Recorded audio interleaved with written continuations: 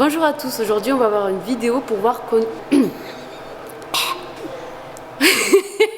Bonjour à tous, aujourd'hui on va voir... Putain, n'importe quoi là, je sais pas quoi. Bonjour à tous, aujourd'hui on va voir comment tenir son dos en front rack. Donc que ce soit le front squat ou le clean, il y en a qui ont tendance à lâcher le haut du dos. Donc on va avoir des exercices spécifiques pour se renforcer le haut du dos dans cette position et des exercices d'étirement et de mobilité. C'est parti. Alors déjà on va voir la position de départ. Donc certains ont dès le départ le dos rond, comme ici. Donc la première chose à faire, ça va être d'ouvrir la poitrine et de hausser les épaules. Le but, c'est pas d'avoir les coudes le plus haut possible dans la position de front rack, parce que parfois, justement, de lever trop les coudes quand vous n'avez pas la mobilité pour, ça vous fait légèrement relâcher le haut du dos. Donc les coudes peuvent être plus ou moins hauts, mais en revanche, les épaules doivent être haussées pour que la barre soit vraiment maintenue sur les épaules et les clavicules comme ici. Et surtout, toujours garder la poitrine ouverte. Alors certaines personnes tiennent la barre avec les mains ouvertes comme ici. Donc il y a des personnes qui manquent de mobilité qui ne peuvent pas faire autrement. Mais ce que vous pouvez faire, un exercice, c'est de prendre la barre pleine main. Et carrément avec le hook grip. Et ça vous obligera à avoir une posture beaucoup plus droite que si jamais vous lâchez les mains. Lâcher les mains, ça va encourager le fait d'avoir la posture du coup qui va redescendre, voilà, les épaules qui vont tomber et donc le haut du dos qui va lâcher. Donc déjà, en exercice, donc barre à vide, vous pouvez prendre la barre pleine main et donc ça vous obligera à avoir vraiment une posture donc en haussant les épaules et la poitrine ouverte. Non, je vais montrer. Comme ça. Non, mais je vais montrer genre. Non, je vais dire plutôt. Et quand je dis, tu fais.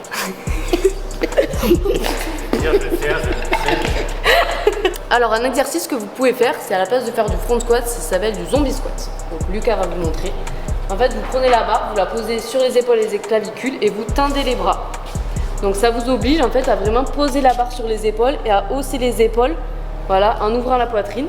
Parce que si vous ne le faites pas, si vous fermez la poitrine ici et que vous avez les épaules basses, et bien la barre, elle va glisser. Donc c'est un exercice que vous pouvez faire en plusieurs répétitions, à un pourcentage plus ou moins lourd en fonction de vos capacités et de comment vous êtes à l'aise dessus. Le plus important, c'est donc de toujours garder la poitrine ouverte et les épaules hautes. Prêt? Allez.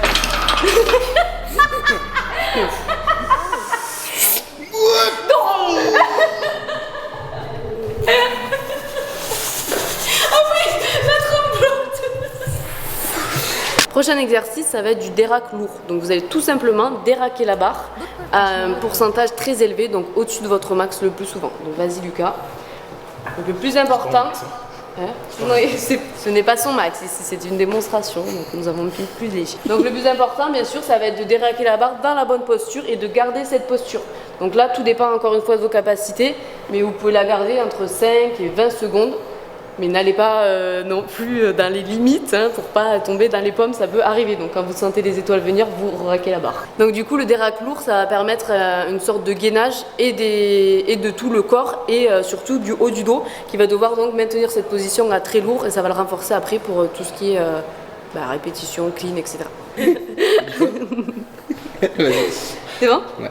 Ah, il en peut plus l'autre. Je peux pas me mettre en front rack pendant 20 minutes. Alors encore un exercice de renforcement, ça va être donc de prendre des 2 kettlebells en front rack ici, comme Lucas va vous montrer. J'espère qu'il va bien me montrer. Alors la tête de la kettle doit être dans l'angle des coudes et les coudes montés et la poitrine ouverte. Voilà. On hausse les épaules, on a les kettles bien calés entre les bras. Et donc là vous maintenez cette position. Pour que ce soit plus difficile, vous pouvez descendre en squat. Là, le plus important, ça va pas être de faire un certain nombre de reps en squat, ça va être toujours de garder donc cette posture au niveau du haut du dos. Tu peux te lever, Lucas. Et après, vous pouvez aussi faire cet exercice, par exemple, en chaise. Donc là, vous mettez contre un mur, voilà, vous descendez. Et donc, le plus important, ça va être de toujours garder ses coudes ici, haut, et donc de sentir que dans le haut du dos, là, c'est en train de se fixer. Ouais, je sens bien. Ok, super. Alors là, c'était plutôt des gros exercices.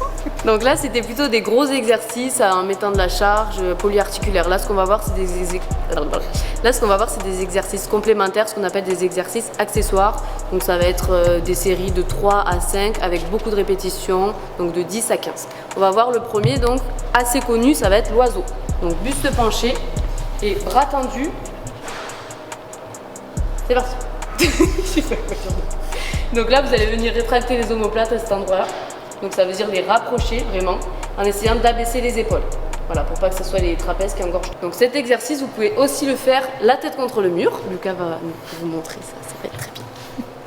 Je peux te mettre sur ce mur-là. Non, ce qui est très bien avec la tête contre le mur, en fait, c'est que vous relâchez par exemple la zone lombaire, vous relâchez tous les autres muscles et vous pouvez vraiment vous focaliser sur le travail du haut du dos.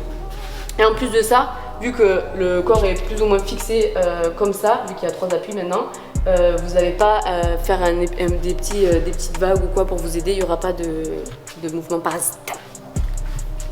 Voilà, c'est le même exercice, mais donc là, si vous essayez, vous allez vraiment ressentir plus le haut du dos qui travaille, parce que vous êtes donc dans une position confortable, n'est-ce pas Lucas?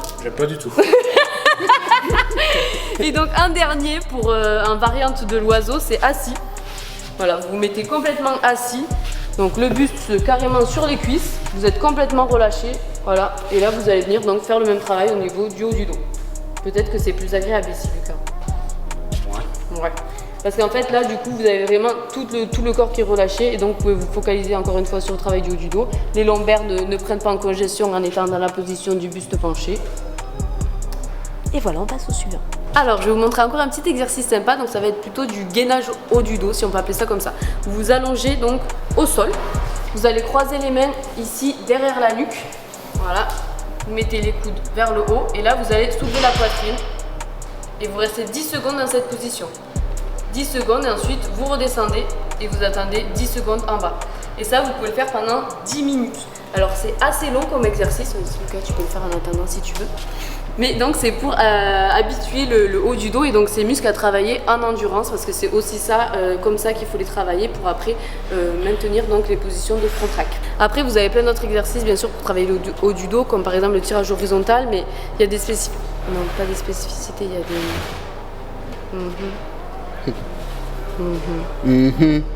Alors il y a plein d'autres exercices bien sûr pour travailler le haut du dos, par exemple un que vous connaissez tous ça va être le tirage horizontal. Après il faut bien le faire aussi, le tirage horizontal, il faut donc bien abaisser les épaules et venir tirer ici au niveau du nombril pour bien sentir le travail à ce niveau là du dos. Vous avez le rowing, les face pulls avec les élastiques, enfin vous avez vraiment énormément d'exercices pour travailler le haut du dos. Donc ce qu'on va voir maintenant ça va être des étirements. Pourquoi les étirements? Parce que... Putain mais quel enfant. Celui-là là-bas alors regarde, hop là. Je viens de le virer. Oula. Parce qu'on a entendu des lifts et c'est très bien. Faut que tu fais de l'osso, du rameur et ça suffit. Après les serments c'est surfait. C'est plan. Ça ne sert à rien. Je ne valide pas.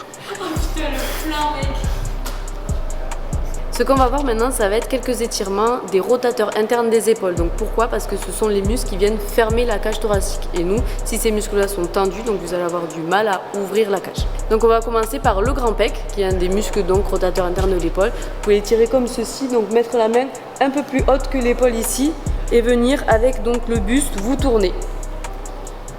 Voilà, ça c'est un des étirements. Un deuxième étirement pour les pecs, ça va être allongé par terre. Sur le ventre, on met les bras donc tendus sur les côtés et on va venir chercher avec la jambe derrière. Et donc avec ce bras là, on peut pousser contre le sol pour venir chercher un encore plus grand étirement. Et ce qui est très important de tirer aussi, donc après les grands pecs, c'est le grand dorsal ici. Donc vous allez accrocher un élastique assez haut, donc à une barre de traction par exemple. Faire plusieurs tours de poignet parce qu'en fait on ne veut pas que l'avant-bras ici soit en tension pour tenir l'élastique. Donc on fait vraiment plusieurs tours pour qu'il soit bien maintenu sans qu'on ait à s'en préoccuper. Et on va venir chercher donc un étirement. Donc vous pouvez tendre cette jambe et plier l'autre vraiment pour venir chercher un étirement maximum de cette zone ici. Et voilà, c'est fini donc pour cette vidéo. J'espère qu'elle vous aura plu et qu'elle vous aidera donc à avoir un dos plus fixé en front squat ou en clean. Et d'ailleurs, pas que pour ces deux mouvements-là, mais des mouvements au quotidien ou même que ce soit en musculation, en haltérophilie ou en crossfit. C'est quand même important d'avoir un dos fixé et droit. Voilà, j'ai fait une phrase, donc problème de ponctuation dans ma voix. Si cette vidéo vous a plu, moi je vous invite à la commenter, à la partager, à me suivre sur YouTube et sur Instagram, Camille June aussi, et je vous dis à la prochaine vidéo.